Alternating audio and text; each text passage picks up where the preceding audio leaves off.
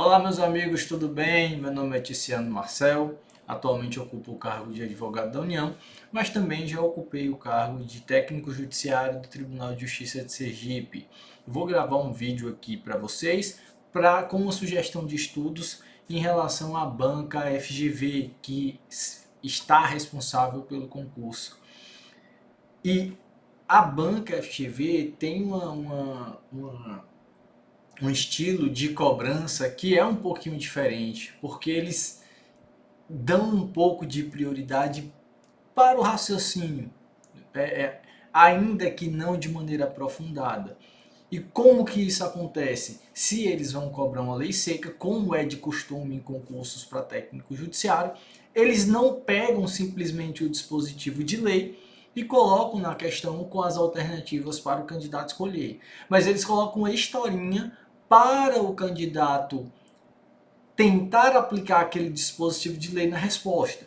Normalmente as respostas são muito simples e são com base na lei seca, mas apenas não as reproduzem literalmente.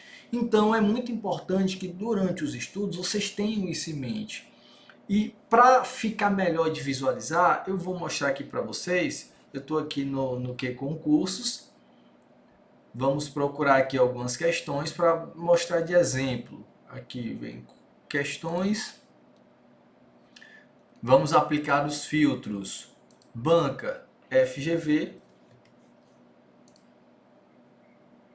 Vamos escolher aqui FGV. Nível. Aí a gente coloca aqui nível médio. Disciplina. Vamos pegar o exemplo de processo civil.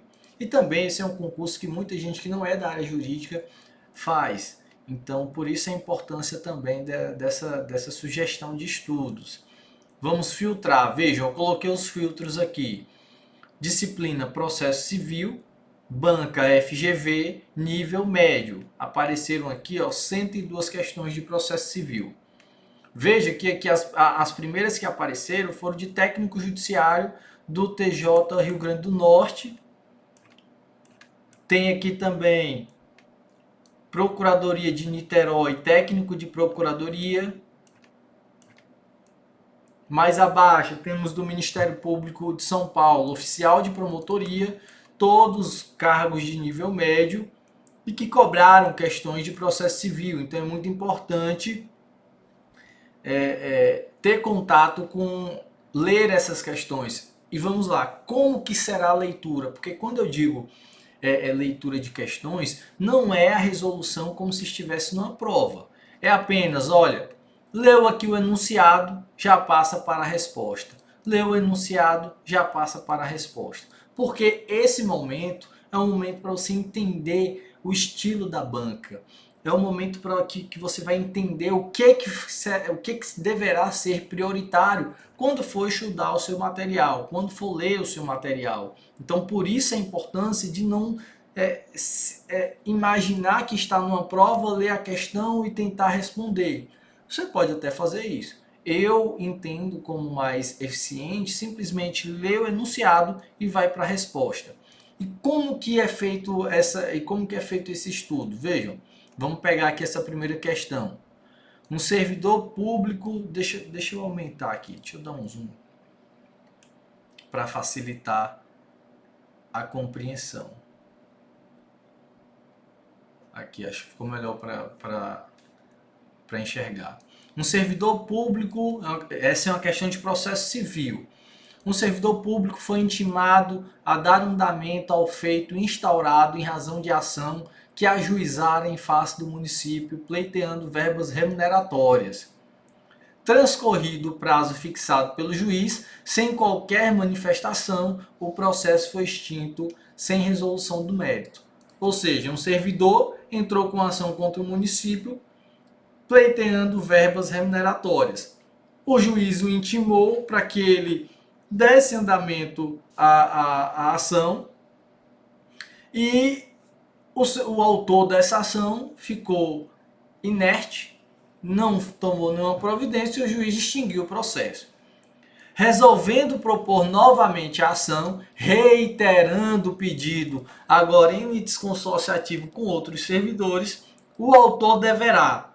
Veja que aqui ele contou uma historinha mas se trata de uma historinha baseada em um dispositivo de lei. Então, se você lê o CPC e imaginar que a banca vai cobrar exatamente o que está escrito no dispositivo, você pode se confundir. Por quê? Porque você já vai preparado para ler aquilo que está exatamente no dispositivo de lei. E eu vou mostrar para vocês que a resposta é simples, mas é preciso que você raciocine a aplicação desse dispositivo de lei. Vamos lá às alternativas. Distribuir a causa por dependência ao juízo que julgou o seu processo primitivo. B. Distribuir livremente a causa, tendo em vista que há outros autores. Desarquivar o processo originário e requerer o aditamento subjetivo da demanda.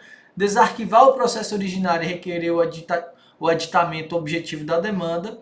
Desarquivar o processo originário e requerer o apensamento dos processos. Veja, primeiro ponto, o servidor entrou com uma ação contra o município pedindo verbas remuneratórias. Segundo ponto, o servidor, após intimado pelo juiz para dar andamento, não fez nada. Terceiro ponto, o processo foi extinto. Veja que aqui ele diz, o processo foi extinto.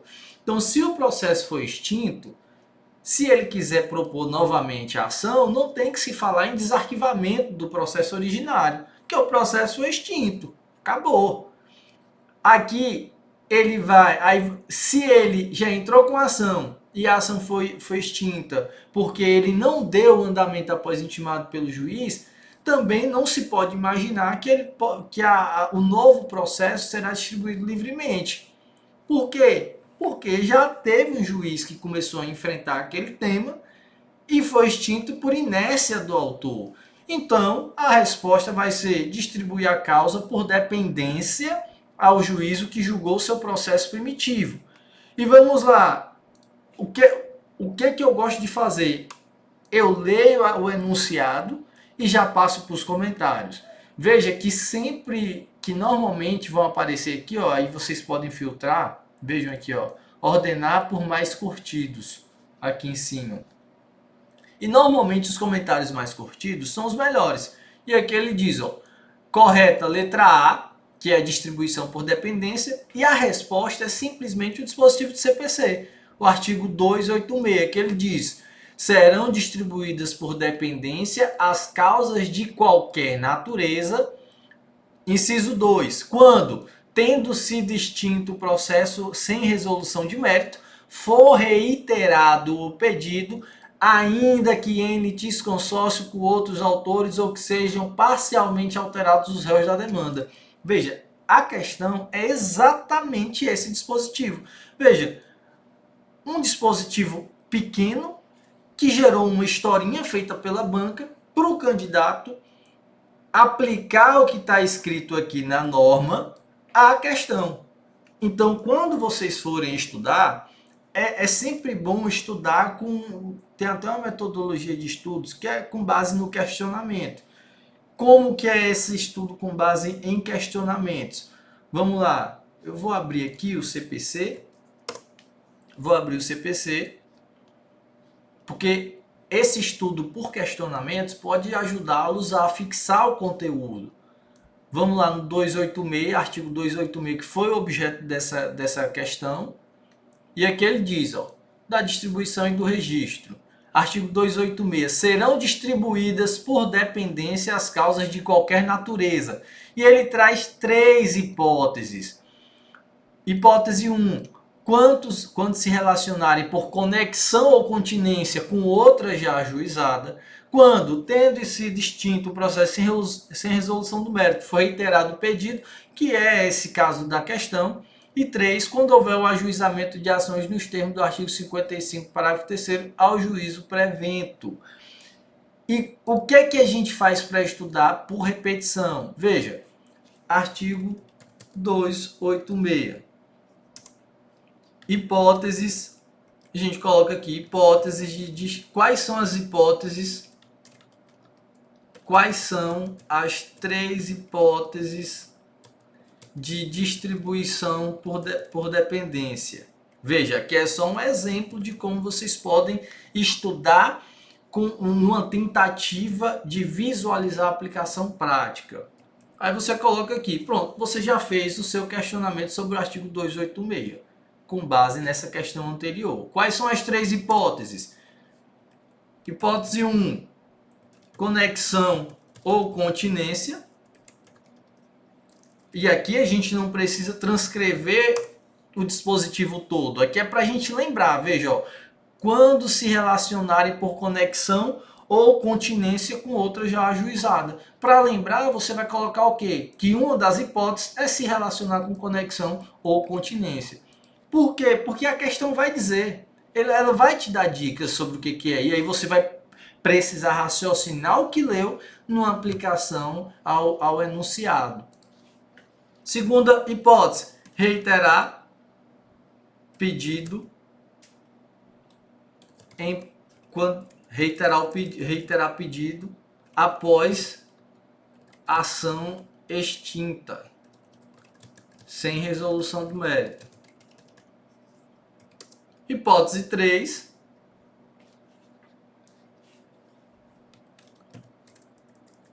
ajuizamento nos termos do artigo 55. E aí você vai lá, logicamente, vai lá dar uma olhada no que é.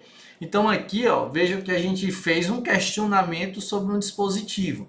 Quando você faz o estudo por questionamento, o seu cérebro tem uma tendência a lembrar com menos dificuldade. Eu ia dizer com mais facilidade, mas eu prefiro dizer com menos dificuldade, porque isso é muito relativo.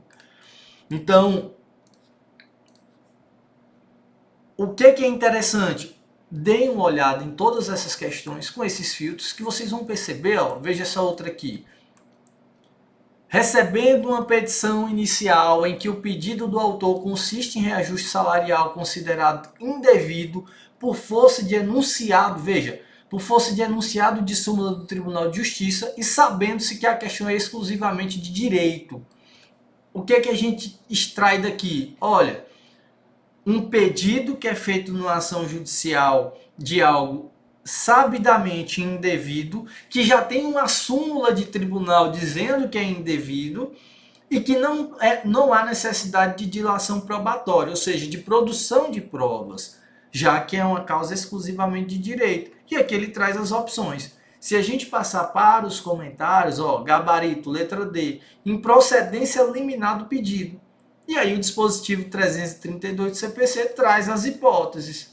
Então, assim, a ideia é mostrar para vocês que a banca FGV, ela costuma trazer essas questões, essas historinhas, mas a resposta é simples. A resposta normalmente está na letra da lei. Então, quando vocês estudarem, principalmente civil, processo civil, penal e processo penal, é importante que vocês tenham isso em mente, dessa possibilidade de ser cobrado uma historinha, mas que a resposta é simples. Então vocês têm que estar preparados para se depararem com essa situação na prova. Ok? Muito boa sorte, bons estudos a todos.